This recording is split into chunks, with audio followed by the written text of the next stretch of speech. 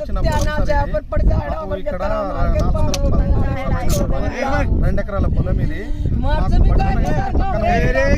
ఎలాంటి ఇన్ఫర్మేషన్ లేకుండా మేము దీంట్లో జొన్నలు వేసినాము. ఎలాంటి ఇన్ఫర్మేషన్ లేకుండా నైట్ వచ్చి మొత్తం దీనికి కొంచెం న్యాయం చేయాల్సిందిగా కోరుతున్నాను సార్. నేను పాస్బుక్లు ఉన్నాయి సార్, ఎలాంటి సివిల్స్ ఎలాంటివి లేదు సార్. దీని మీద మాకు వారసత్వంగా వచ్చిన పొలం ఇది. దీని మీద కేసులు ఎలాంటివి లేదు.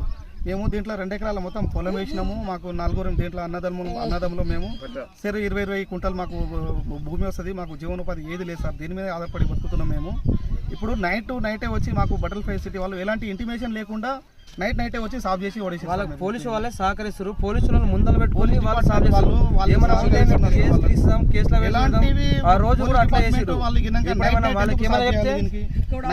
నైటే సాఫ్ చేస్తున్నారు. ఎందుకు మాకు ఏమైనా ఇంటిమేషన్ ఇవ్వాలి, పొద్దుగాల చేయాలి, ఏదైనా ఉంటే మాతో మాట్లాడాలి.